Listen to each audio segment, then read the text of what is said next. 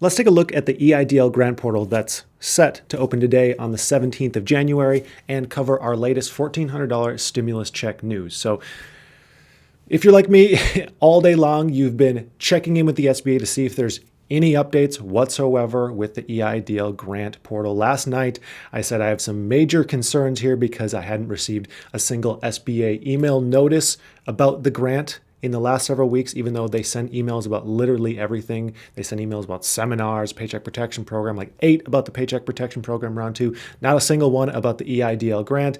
I clicked around on the website. There's nothing, there was no notification whatsoever that the grant was opening today on Sunday, but my fingers were still crossed and I thought, hey, maybe they'll pull an all-nighter and they'll make this happen. Well, let's take a look at where they're at right now. So let's jump over to the SBA website. So here we are, SBA.gov.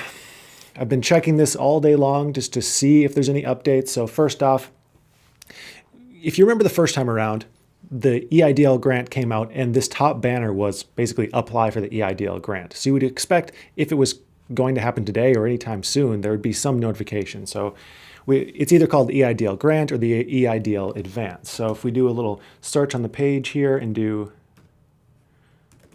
advance, we see there's no results on the front page. Grant. There's one result, but it's just be on the lookout for scams and frauds. Do those things. Be on the lookout. Also, be on the lookout for scams and frauds in the comment sections of my videos. It's been insane. If you receive a comment from someone that is posing as me or has my picture, but there's no check mark next to my name, it's not me. Either ignore it or report it. I'm sorry, there's been so much spam recently. I've reported this to YouTube multiple times. I'm doing everything I can, but it's absurd. So let's dig a little bit deeper here. We've got some small business relief, additional sources here. Clicking into that. All right, so we have coronavirus relief options. We've got the PPP, first and second draw, the EIDL loans, express bridge loans, debt relief. Let's see relief options. All right, coronavirus relief options. We see the PPP, EIDL loan, the SVO grant. So let's learn some more about the EIDL grant. Again, you would just think that this would be open or there'd be some notification if it was open today. So we're on the loans page. EIDL advance still says no longer available. Doesn't say apply for the grant here. A lot of information about the loan. Apply for the loan. And again, this brings us to the portal that we used to apply the first time around for the EIDL grant. So just jumping into that real quick. Same exact thing. Visit the page that we were basically just on. There's nothing. There's no notification whatsoever that this is happening anytime today, or really there's no notification that it's happening anytime soon. I mean, we have to assume it's happening sometime soon, but we were told today, at least let us know, what day it's going to be on. It's crazy to me. So there must have been some misinformation or something that happened. So I've seen 3 explanations as to why this happened. The first one is it's a weekend, which normally would make sense, but in this scenario doesn't really make sense because we were told, hey, it's going to open on the 17th. So why would they say that, like not realizing it's a Sunday? Yeah, I agree that government agencies don't usually work on the weekends, but if they said it's going to be open on a Sunday, you expect it to be open on a Sunday. So I don't really agree with that argument. The second argument is they needed more time to rework systems and test the qualifications for people who already applied. So like people who received the $1,000 the first time around and test if they meet the qualifications to get that bumped up to $10,000. That makes sense to me. I can see how that would take a lot of time to build a system that can test those things. It won't be able to test the reductions in revenue or gross income that's also required on there, but it makes sense that would take more time. But again, why is there no notice here that, hey, we're delayed because of this? And then the third reason is because it's a federal holiday tomorrow, which is pretty much the same as saying it's a weekend because, they don't work on federal holidays. It just doesn't make total sense that they would say, plan for it on the 17th, and then they'd be like, oh, we forgot it's a holiday. That doesn't make total sense to me. So if that's the case, The earliest we could see this happening is Tuesday, the 19th of January, which is also the day the Paycheck Protection Program opens.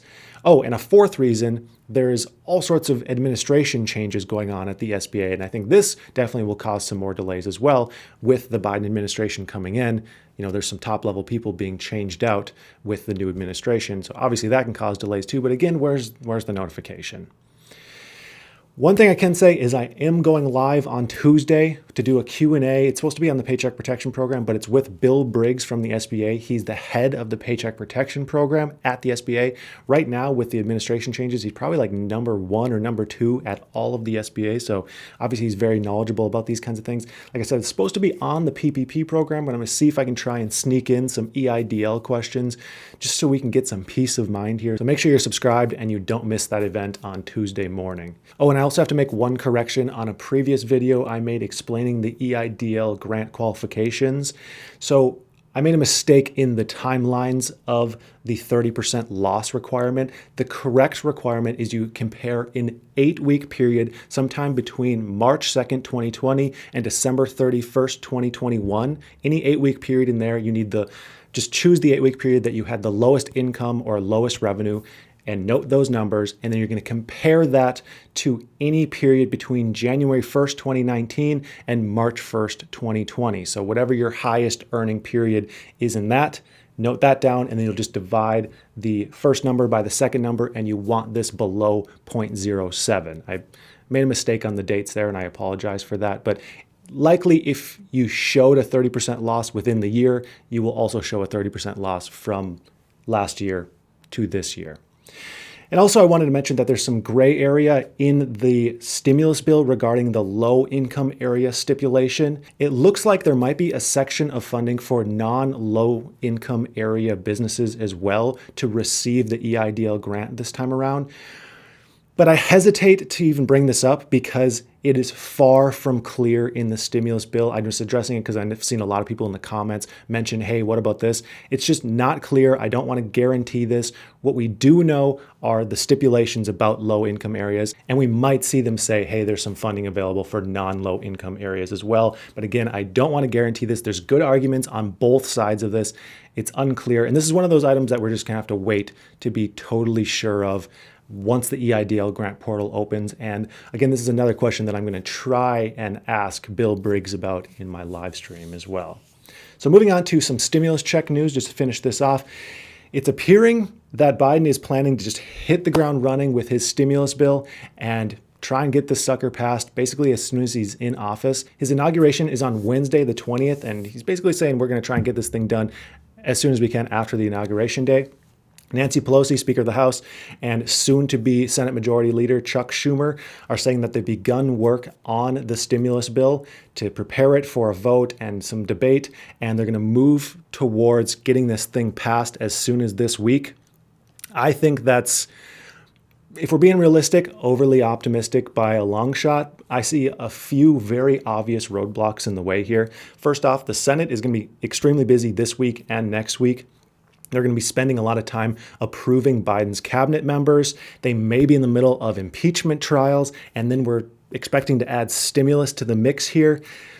That's a lot all for a short period of time. And then add on top of that, that there's items within this Biden $1.9 trillion stimulus bill that many moderates and many Republicans are simply not going to just agree with right off the cuff. I mean, we already know that some moderates and Republicans don't want the $2,000 checks. I don't think that's going to be the biggest issue in the bunch because a lot of people do really want this and most voters absolutely want this. So I don't think that one's going to be a huge issue, but it's going to be a minor issue. The bigger issues are the Biden bill is looking to increase the federal minimum wage to $15 an hour. That's going to be a huge fight. I mean, that's something that's been a fight for years and years and years, is raising unemployment. So it's kind of like, why, if it's part of a stimulus bill, do we expect this to just pass with no friction whatsoever? That's a little bit unrealistic to just expect that to pass. We're also looking in the Biden stimulus bill funding for state and local governments, which of course many Republicans have been against this as well. That's going to cause more friction. And within that Biden stimulus bill, there's no liability protections for entities, which is one item that many Republicans absolutely want. So there's a lot of negotiations that I think are still yet to happen here, and I think we're still a bit out from getting this thing passed. I don't want to be negative, but I just don't want to promise something or promise, good news when taking a look at it. We have to be more realistic here. So I'm sorry I'm not the one to clickbait stimulus checks passed tomorrow, but I'm here to be more realistic. But this isn't to say that passing a stimulus bill in general is far from realistic, because Democrats do have much more power this time around to pass a stimulus bill than ever before, but we just have to recognize that that power is limited. I mean, especially in the Senate, we're looking at a 50-50 split. There's some moderate Democrats who aren't going to vote for huge sprawling bills, and it's more doable now than ever, but there's still roadblocks is all I'm trying to say. So that's going to do it for today. Use the link in my description for Webull to get 2 free stocks with a $100 deposit. Use the link in my description for my Paycheck Protection lender if you're still looking for a lender once this round opens up on round 2. If you're an Uber driver, you're a contract worker, small business owner, you can use that link to get applied and get your place in line right away. And I would just like to thank you for watching, and I hope you have a profitable day.